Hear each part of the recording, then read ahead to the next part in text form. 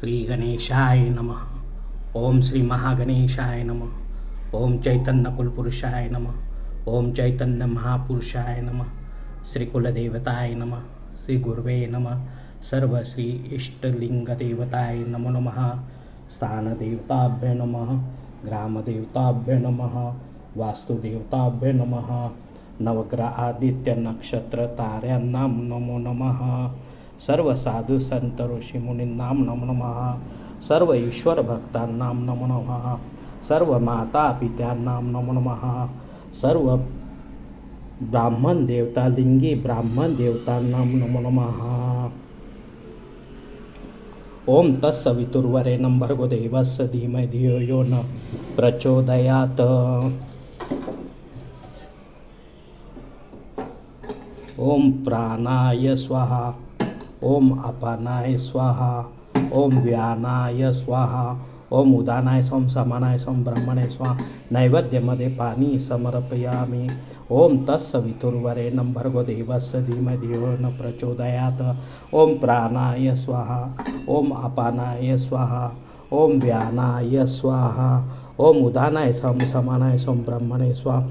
ओम महानैवेद्यं सर्व श्री देवताय समर्पयामि.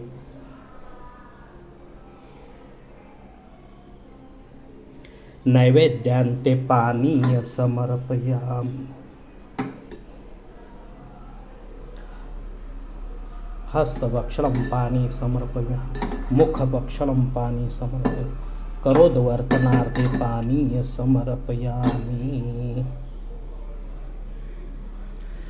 मित्रांनो, अशा प्रकारे आपल्या देवघरातील सर्व स्थापित देवतांना, प्राणप्रतिष्ठित देवतांना, अभिषेकयुक्त सेवा होणाऱ्या सर्व ईश्वराच्या परमेश्वराच्या मूर्त्यांना आपल्याला दररोज सकाळ संध्याकाळ विधिवत अन्नाचा नैवेद्य दाखवणे अत्यंत गरजेचे आहे.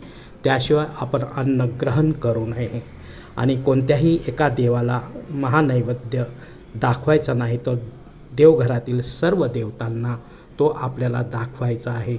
काही ठिकाणी काही मार्गांमध्ये फक्त श्री स्वामी समर्थांना महानैवेद्य दाखवला जातो, पण तसेच गणेश बाप्पा, आपली कुळदेवता कुळदेवी ह्या तशाच राहतात. भगवान श्रीकृष्ण, माता अन्नपूर्णा आहे, शिवलिंग आहे, तर ह्या देवतांना देखील तो अन्न महानैवेद्याचा